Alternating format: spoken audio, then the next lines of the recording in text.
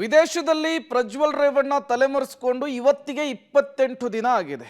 28 ದಿನ ಆದರೂ ಕೂಡ ಪ್ರಜ್ವಲ್ ದೇಶಕ್ಕೆ ವಾಪಸ್ ಆಗುವಂತಹ ಮುನ್ಸೂಚನೆಗಳು ಸಿಗ್ತಾ ಇಲ್ಲ. ಈ ಬೆನ್ನಲ್ಲೇ ಭಾರತಕ್ಕೆ ವಾಪಸ್ ಬರ್ತಾರೆ ಅಂತ ಇರುವಾಗಲೇ ಮತ್ತಷ್ಟು ಸಂಕಷ್ಟಗಳು ಎದುರಾಗ್ತಾ ಇದೆ. SIT ಹೆಲ್ಪ್ ಲೈನ್ಗೆ ಬಂದಿದೆ 30ಕ್ಕೂ ಹೆಚ್ಚು ಕರೆಗಳು. 63 609 38 947 ಇದು ಸಹಾಯವಾಣಿ. SIT ತೆರೆದಂತಹ ಹೆಲ್ಪ್ ಲೈನ್ ಇದು. ಈ ಸಹಾಯವಾಣಿಯ ಮೂಲಕ SITಯನ್ನ ಸಂತ್ರಸ್ತೆಯರು ಕಾಂಟ್ಯಾಕ್ಟ್ ಮಾಡಿದ್ದಾರೆ. ಏನೆಲ್ಲ ಆರೋಪ ಮಾಡಿದ್ದಾರೆ, ಹೇಳಿಕೆ ಕೊಟ್ಟಿದ್ದಾರೆ ಅನ್ನೋದು ನಿಗೂಢವಾಗಿದೆ, ಗೌಪ್ಯವಾಗಿದೆ. ಹೆಲ್ಪ್ ಲೈನ್ ಹೇಳಿಕೆಗಳನ್ನು ಕೂಡ ಗಂಭೀರವಾಗಿ ಪರಿಗಣಿಸಿದೆ SIT.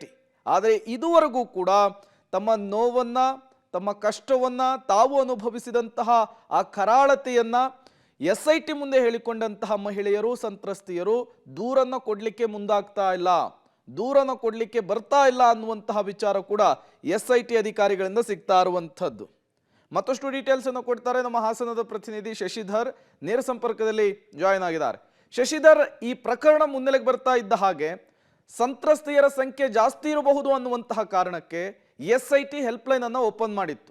ಹೆಲ್ಪ್ ಲೈನ್ಗೆ ದೊಡ್ಡ ಮಟ್ಟದಲ್ಲಿ ಸಂತ್ರಸ್ತೆಯರು ಕರೆ ಮಾಡ್ತಾ ಇದ್ದಾರೆ ಅನ್ನುವಂತಹ ಮಾಹಿತಿ ಸಿಗ್ತಾ ಇದೆ. ಏನಂತ ಹೇಳ್ತಾ ಇದ್ದಾರೆ, ಯಾಕೆ ದೂರು ಕೊಡ್ಲಿಕ್ಕೆ ಮುಂದಾಗ್ತಾ ಇಲ್ಲ ಅನ್ನುವಂಥದ್ದು?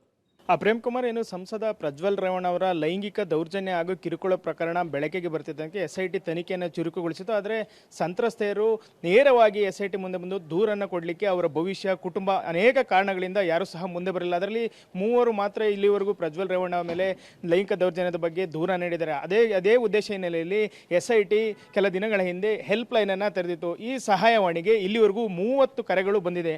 ಆ 30 ಕರೆಗಳು ಎಲ್ಲಿಂದ ಬಂದಿದ್ದೇವೆ, ಯಾವೆಲ್ಲ ಸಂತ್ರಸ್ತೆಯರು ಏನೆಲ್ಲ ದೂರುಗಳನ್ನು ನೀಡಿದ್ದಾರೆ ಅನ್ನೋದನ್ನ SIT ಗೌಪ್ಯವಾಗಿ ಇಟ್ಟಿದೆ. ಅಲ್ಲದೆ ಆ 30 ಕರೆಗಳನ್ನು ಏನು ಮಾಡಿದರೆ ಆ ಸಂತ್ರಸ್ತೆಯರು ಯಾರು ಇದುವರೆಗೂ ದೂರನ್ನು ಸಲ್ಲಿಸಿಲ್ಲ. ಹಾಗಾಗಿ ಇದನ್ನ ಗಂಭೀರವಾಗಿ ಪರಿಗಣಿಸಿರ್ತಕ್ಕಂತಹ SIT ಅವರ ನೇರವಾಗಿ ಸಂಪರ್ಕ ಮಾಡುವಂತ ಒಂದು ಕೆಲಸಕ್ಕೆ ಮುಂದಾಗಿದೆ. ಅಲ್ಲದೆ ಅವರನ್ನ ನೇರವಾಗಿ ಸಂಪರ್ಕ ಮಾಡಿ ನೀವು ದೂರು ಕೊಡಬಹುದು ಅನ್ನೋದು ಅವರ ಮುಂದಾಗಿರ್ತಕ್ಕಂಥದ್ದು. ಅಲ್ಲದೆ ಅವರ ಬೆನ್ನಿಗೆ ಸರ್ಕಾರ SIT ಸಂಪೂರ್ಣವಾಗಿದೆ, ನಿಮ್ಮ ಯಾವುದೇ ಮಾಹಿತಿಗಳನ್ನು ನಾವು ಗೌಪ್ಯವಾಗಿ ಇಡ್ತೀವಿ, ಎಲ್ಲೂ ಸಹ ಇದನ್ನು ಹೊರಗಡೆ ಬರದೇ ರೀತಿ ನಾವು ನೋಡ್ತೀವಿ ಅಂತ ಹೇಳಿ ಆ 30 ಪರಗಳನ್ನು ಗಂಭೀರವಾಗಿ ಪರಿಗಣಿಸಿ ಅವ್ರನ್ನ ಏನು ಭೇಟಿಯಾಗಲಿಕ್ಕೆ ಮುಂದಾಗಿದೆ. ಅಲ್ಲದೆ ಮತ್ತೊಮ್ಮೆ SIT ಮನವಿ ಮಾಡಿದೆ, ಯಾರೆಲ್ಲ ಸಂತ್ರಸ್ತರಿದ್ದೀರಾ ಧೈರ್ಯವಾಗಿ SIT ಮುಂದೆ ಬಂದು ನೇರವಾಗಿ ದೂರನ್ನು ಕೊಡಿ. ಈ ರೀತಿ ಏನು ಸಹಾಯವಾಣಿಗೆ ದೂರನ್ನು ನೀಡ್ತಿದ್ದೀರಿ, ಅದೇ ರೀತಿ SIT ಮುಂದೆ ಬಂದು ದೂರನ್ನು ನೀಡಬಹುದು ಅಂತ ಹೇಳಿ ಮನವಿ ಮಾಡಿ ಏನು ಇದುವರೆಗೂ 30 ಕರೆಗಳು ಬಂದಿದೆ ಅವರನ್ನು ಸಂಪರ್ಕ ಮಾಡಿ ಅಥವಾ ನೀವೇ ನೇರವಾಗಿ ಬಂದು ದೂರನ್ನು ಕೊಡಬಹುದು ಅಂತ ಮನವಿ ಮಾಡಿದೆ. ಹಾಗಾಗಿ ಈ 30 ಕರೆಗಳು ಏನಾದರೂ 1 ಅಥವಾ 2 ಸಂತ್ರಸ್ತೆಯರು ದೂರನ್ನು ಕೊಡಬಹುದು ಅನ್ನೋದು